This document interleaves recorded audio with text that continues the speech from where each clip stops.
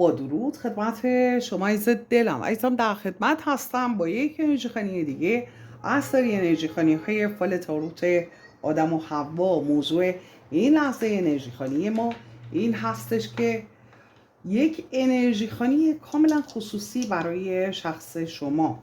بنابراین موضوع انرژی خوانیمون یک انرژی خوانی کاملا خصوصی برای شخص شما هستش.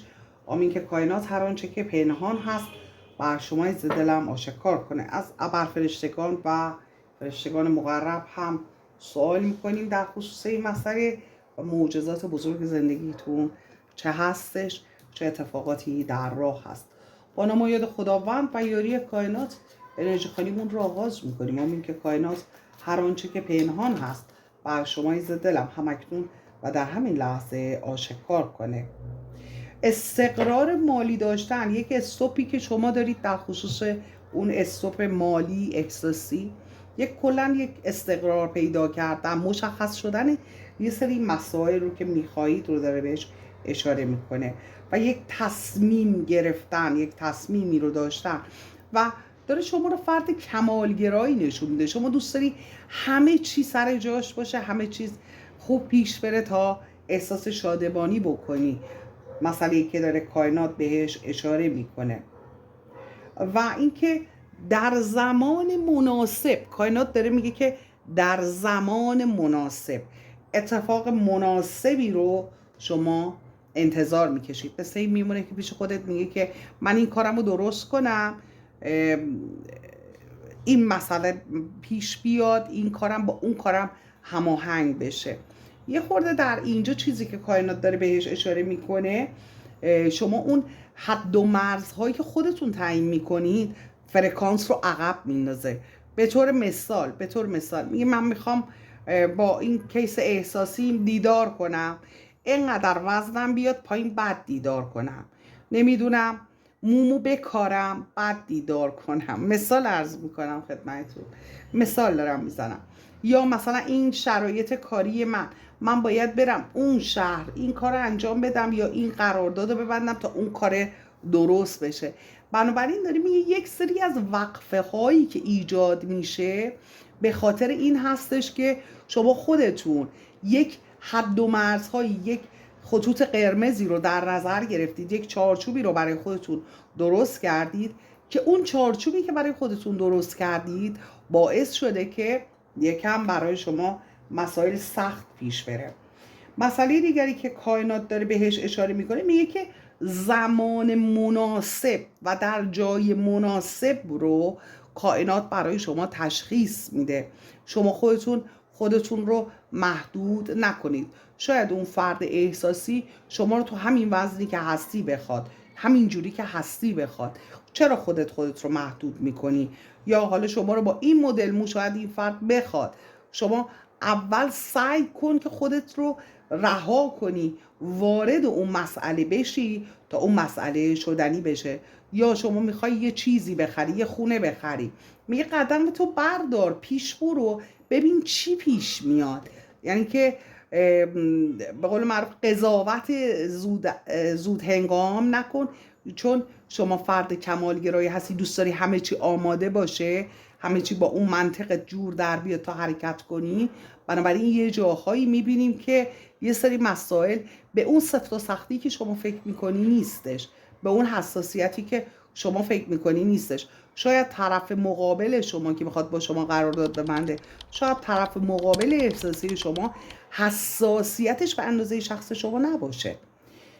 بله، یا روی اون مسائلی که شما داری زوم میکنی شاید اون فرد نخواد رو اون مسائل زوم کنه. مسئله دیگری که کائنات داره بهش اشاره میکنه جزئیات رو میگه که از دیدگاه خودتون به یه سری مسائلی، به یه سری جزئیات فکر میکنید شما و همین باعث استوپ شما که توضیح دادیم دوباره. بله، حالا به شکل دیگری دوباره همون مسئله رو داره بهش اشاره میکنه. یعنی که این مسئله مثل این که بیش از حد تاثیرگذار هست توی روابط شما یا شکلگیری اون شرایط زندگی شما. ولی میگه که کلا در کل شما فرد نترسی هستید، اهل ریسک هستید، ولی خب اون چارچوب های شما خودتون گذاشتید رو شما رو محدود کرده.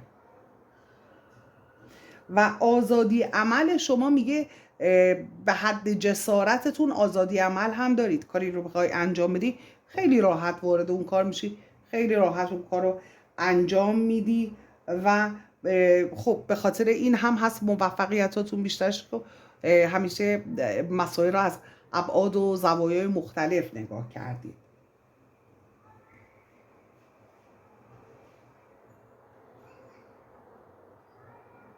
بله، و اینکه شما در روابطتون خیلی درست هستید، خیلی شفاف هستید، خیلی درست کار هستید رو داره بهش اشاره میکنه. و به اینکه حالا یه موقع هستش که وابسته شدن یا علاقمند شدن، از این شاخه به اون شاخه پریدن زیاد، هیچ زیاد علاقه ندارید یا هیچ علاقه به این مسئله ندارید. سعی میکنید اگر بخواید وارد یک رابطه بشید با کسی که قبلا در ارتباط بودید باز هم وارد رابطه بشید، مگر اینکه واقعا امیدهاتون از اون فرد بریده شده باشه، بخواید وارد شغل دیگری بشید، وارد رابطه دیگری بشید، در خصوص مسائل کاری، مالی، احساسی شما رو داره به این شکل نشون میده. حالا میخوایم ببینیم که در کل کائنات برای همه این مسائل چه جوابی داره که خود کائنات رو داد. کائنات میگه که پیامش برای شما این هستش که بله، اینجا یادتون هستش که داشتش میگفتش که در زمان مناسب، در جای مناسب. مرسی به خاطر این انرژی بالایی که داری عزیز دلم. دقیقا با همون جمله در اینجا ببینید توی این همه کار باز هم در پیرو همون مسئله شما کائنات رو داریم. خود کائنات هستش.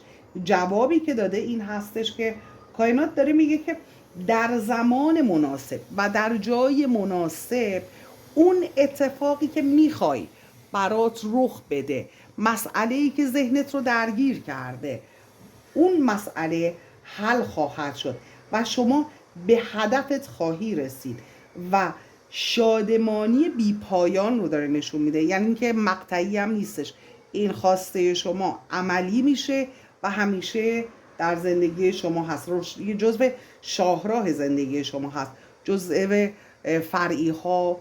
حالا زمان کوتاه رو نشون نمیده، خیلی تا انتها با شما خواهد بود. میگه شرایطی که به وجود میاد شما رو خیلی راضی میکنه، خیلی ممنون نگه میداره، خیلی راضی میمونید از این شرایطی که هسته، شرایط موجود. و میگه حتی این مسئله ممکن هست به مسئله شهر، کشور و یا جایی که هستید از طریق اینها درست بشه. ممکن هست همون جایی که هستید این مسئله درست شه، یا یک جابجایی صورت بگیره، یا به توسط فردی که اهل شهر دیگری هست، اهل کشور دیگری هست، این مسئله حل بشه. بنابراین کائنات میگه که از جایی که فکرش رو نمی کنی، در واقع میخواد بگه این مسئله حل میشه. انگار که از دنیایی که فکر نمی کنی این مسئله حل میشه.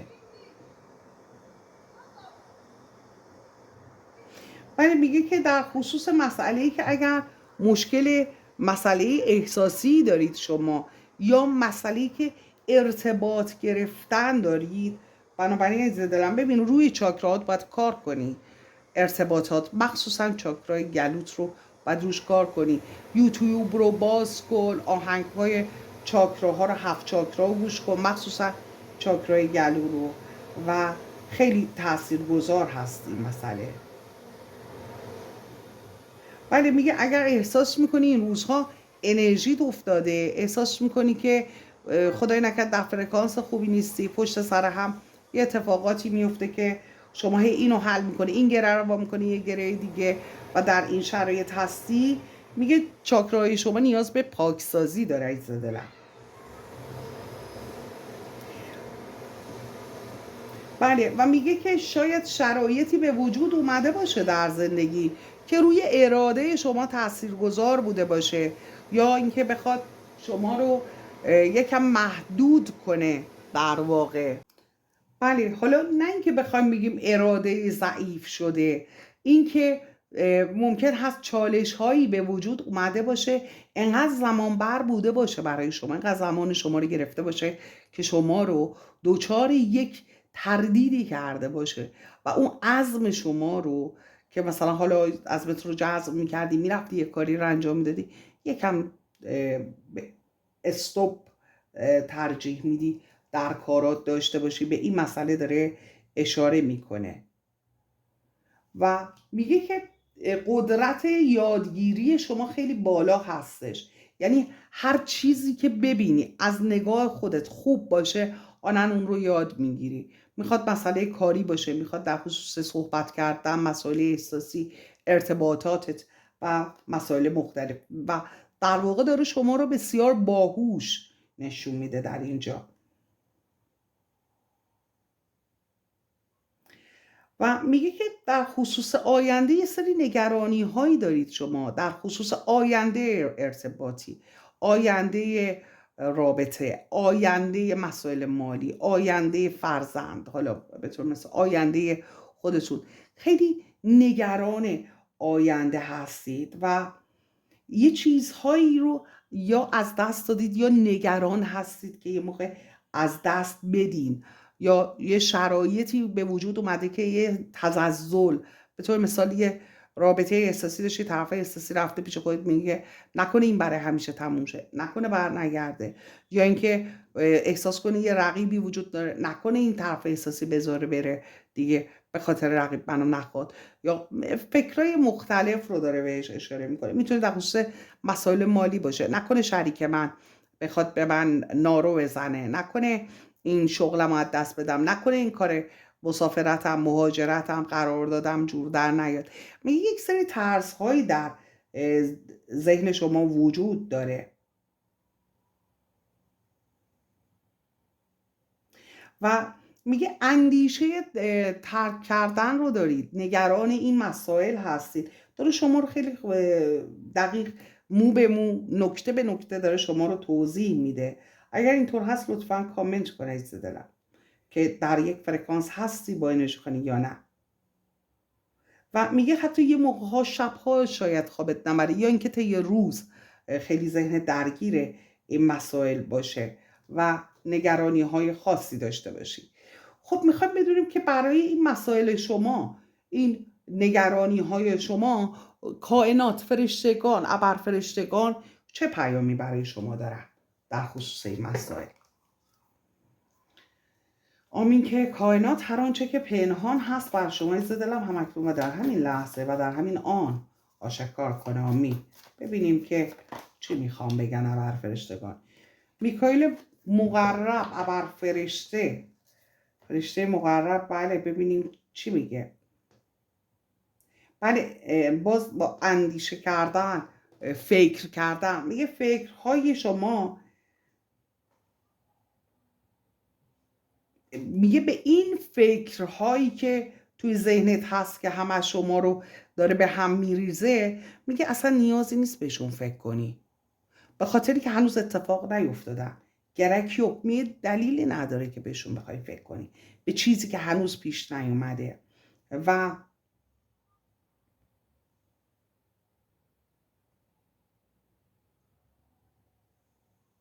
و میگه که اون افکار شما، اون رویاهای شما، اون خواسته های شما و در واقع اون آرزوهای شما، میگه که دور از دسترس شما نیستش.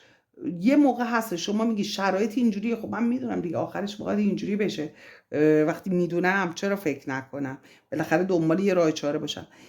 میکائیل مقرب میگه ممکنه در دقیقه 90 یه سری تغییرات ایجاد بشه. مثال یه بازی فوتبال هستش، آخر بازی دقیقه 90 یه گل میزنی شما عزیز دلم، به همین قشنگی بازی رقم میخوره دیگه. خیلی وقت شده تو اون دقیقه های 90، دقیقه های پایانی، وقت اضافی 1-2 دقیقه 2 تا گل زدن به طرف و تیم حریف و اصلا ورق عوض شده. بنابراین میگه که ممکن هست این اتفاق بیفته. پس چرا به این بعد قضیه نگاه نمی‌کنی؟ شاید اصلا اون راهکاری که فرشتگان مقرب برای شما در نظر گرفتن، خداوند و کائنات برای شما در نظر گرفتن، اصلا به ذهن شما خطور نمیکنه. شاید اون مسئله به اون شکلی که شما بهش فکر میکنید پیش نره. و میگه که اینقدر در ذهن پشیمونی نکش، پیش خودت نگو من این کار کردم اینجوری شد اونجوری شد. اینقدر خودت رو سرزنش نکن و خودت رو مقصر ندون. اگه توی رابطه بودی طرف خودش رفته، تو مقصر نیستی. اینقدر توی خودت دنبال ایراد نگرد، اینقدر مرور نکن مسائل کاری مالیت رو، ارتباطاتت با دیگران رو، روابطت رو، که من چی کار کردم که اینجوری شد. اینقدر با خودت شماتت نکن، اینقدر خودت رو مقصر ندون. اون فرد اخلاقش این بوده، اون فرد قابل اعتماد نبوده، اون فرد بوده که مشکل داشته. بنابراین یه جاهایی هم که اونجا که میگه انرژی اراده، توانایی انرژی شما میفته، دقیقاً میخواد بگه که کائنات، فرشتگان مقرب میخوان بگن که دلیلش این هست که خودت رو اینقدر متهم میکنی که آخر باورت میشه که واقعا یه اشتباهی ازت سر زده. همون چیزی که دشمنای شما میخوان، آدمایی که شما رو اذیت میکنن میخوان، آدمایی که به شما آسیب رسوندن میخوان، هم به شما آسیب بزنن، هم که بعداً بشی ساعتها و روزها و ماهها و سالها به این فکر کنی که کجای کار اشتباه کردم. بنابراین اون مشکلی که ذهنت درگیر کرده به شکلی که شما فکر نمی کنی، به شکل بسیار کائناتی حل میشه اون مسئله شما. مسئله دیگری که هستش، رافائل بزرگ ابر فرشته مقرب میفرمایند که بله، اگر در خصوص مسئله میخوای اعتماد کنی، به طور مثال داری شما رو انرژیت کار میکنی، میخوای اعتماد کنی بدون واقعا این کار انرژی که داری انجام میدی درست پیش میره. آیا من از خدا خواستم این کار درست بشه، به امید خدا سپردم، درست پیش میره؟ آیا وارد این مسئله احساسی شدم، وارد این مسئله کاری شدم، آیا اینها میخواد درست پیش بیره؟ اون سوالی که در ذهنت هست نیاز به یک مهر تایید داری از سمت کائنات که بدونی آیا این کار درست پیش میره. این کاری که درش وارد شدی میگه که میتونی اعتماد کنی به کائنات و به خداوند. در این خصوص اعتماد کن. اگر یه مسئله رو به خدا سپردی، دیگه نگرانش نباش.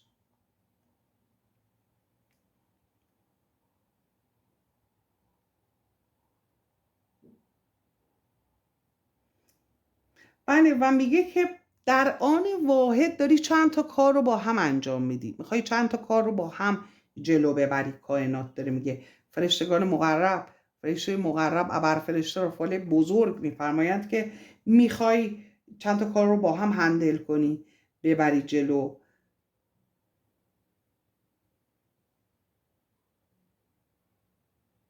میگه این کارها رو میتونی انجام بدی، دنبال اون خواسته هات که حالا با هم استارت زدی، حالا 2 تا شغل داری، 3 تا کار داری، پیش خودت فکر میکنی که میتونم همه اینا رو با هم ببرم جلو. میگه آره میتونی. انشالله که مسئله احساسی نی 2 3 تا. یه لحظه به ذهنم رسید، گفتم نه. آمین که کائنات هر آنچه که پنهان هست رو آشکار کنه. بله، میکائیل بزرگ ابر فرشته مقرب میفرماید که در خصوص کسی که با هم یه خورده ضدیت دارید، اختلاف دارید و یا میخواید یک تصمیمی بگیرید و بلا تصمیم و یا بلا تکلیف هستید، میگه همه چیز خیلی خوب خواهد شد، همه چیز خوب پیش میره. اگر با فردی دوچار سوء تفاهم شدی، این سوء تفاهم برطرف میشه، نگران نباش. و اگر مشکلی داری،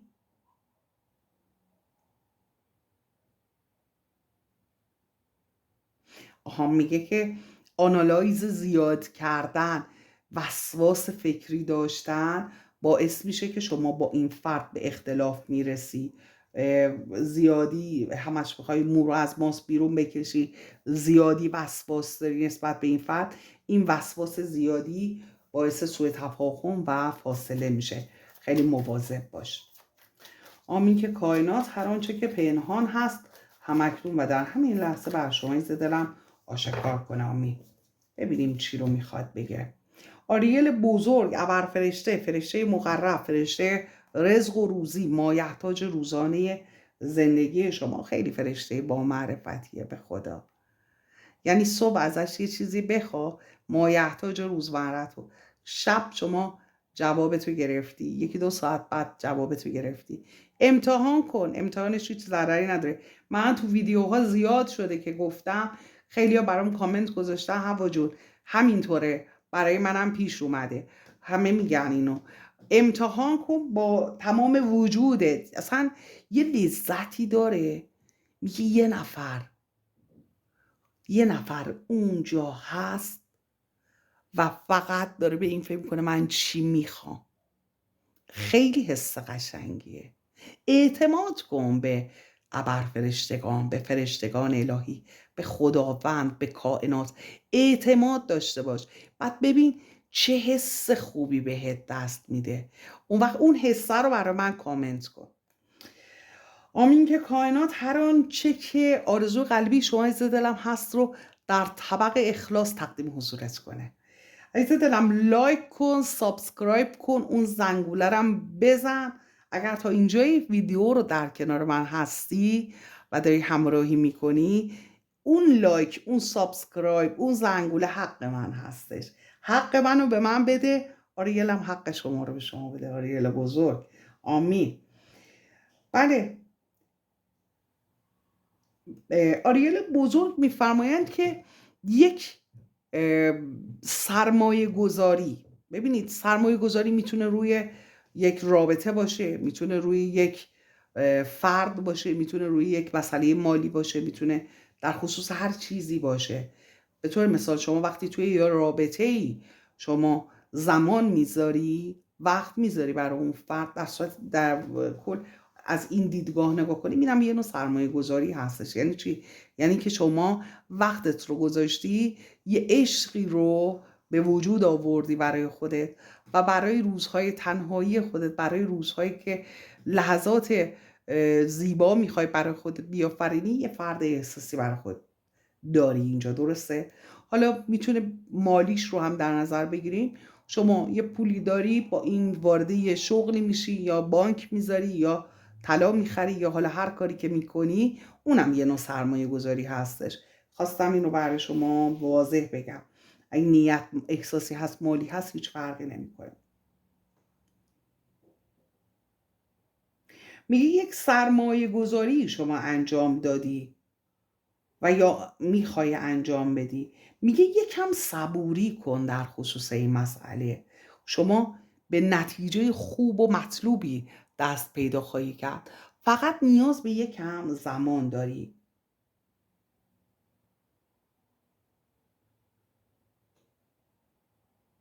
و میگه ثمره بله، ثمره اون مسئله رو دریافت خواهی کرد.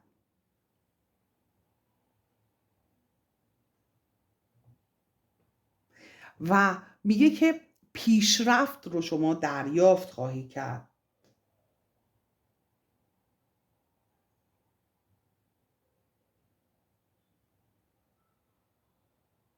و میگه برای مرحله بعدی این مسئله، انگار که این مسئله 2 مرحله‌ای شده، یا 2 مرحله‌ای میتونه باشه، مرحله بعدی داشته باشه. میگه که برای مرحله بعدیش سعی کنید که برنامه ریزی کنید. از این دک میپرسیم آمین که هر آنچه که پنهان هست بر شما عزیز دلم همکنون و در همین لحظه آشکار بشه. بله، ببینیم ابرفرشتگان از طریق این دک چه مسائلی رو میخواد برای شما آشکار کنن. میگه در حال حاضر لحظه پیشرفت و اوج رسیدن شما، پرواز گرفتن شما در زندگی هستش. یعنی اینکه تا حالا هرچی بوده، هرچی که هستش، از این به بعد لحظه اوج زندگی شما هست. من نمیگم از دلم، همونطور که ملاحظه میفرمایید ابرفرشتگان دارن این رو میفرمایند خدمت. مسئله‌ای که هستش میگه که uçuyorsun، میگه پرواز میکنی، موفقیت رو کسب میکنی و میگه این انقدر متفاوت هستش، انقدر غیر قابل دسترس هستش توی سرنوشت شما، یک اتفاق بسیار آنی و متفاوت و بسیار زیبا هست که میگه برای اطرافیانتون حتی جای سوال به وجود میاد که چطور اینطور شد. و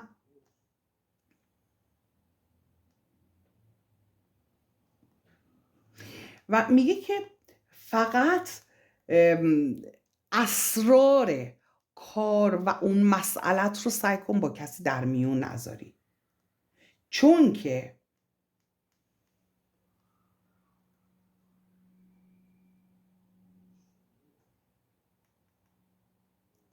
میگه در گذشته آدمایی بودن که فرصتهایی برای شما به وجود اومده، اون فرصتها رو خراب کردن و شما نمیدونی، و چون شناساییشون نکردی نمیدونی که ممکن هست از اونها به شما ضرر بیاد. برای اینکه نمیشناسی آدمهای اطرافت رو، میگه که سعی کن اسرارت رو نگی.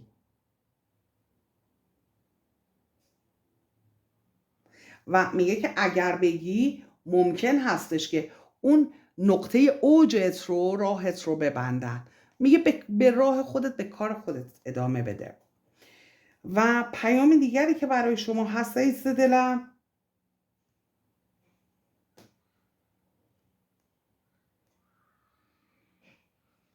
میگه به قلبت احترام بذار، به اینکه چی دوست داری اهمیت بده، به دل خودت اهمیت بده و خودت رو نادیده نگیر و به ندای قلبت میگه گوش کن. و در تقدیر تو، قلبت جایگاه بسیار بالایی رو داره در تقدیر تو. آدمایی که دل شما رو خدای نکرده شکستن، نگاه کنی همشون کتکشون رو خوردن. حالا یا شنیدی به گوشت رسیده یا به گوشت نرسیده، خوب که دقت کنی همه کتکشون رو خوردن. و خودت هم در حق خودت سعی کن انصاف داشته باشی، به این فکر کن که چی رو دوست داری، برای خودت هدیه بخر، خودت هم خودت رو خوشحال کن. یه کاری نکن انقدر منطقی پیش بری که از احساست انقدر رو دور بمونی که قلب و احساست با هم در ستیز باشن. دل قلب خودتو نشکن. بله، یک پیام بسیار بسیار شهودی بود که تا به امروز توی هیچ انرژی خانی این مسئله به این شکل باز نشده بود برام. دوستت دارم عزیز دلم. چرا تا این لحظه لایک سابسکرایب نکرد؟ لطفا لایک کن، سابسکرایب کن، از چنل خودت حمایت کن. در نور باشی.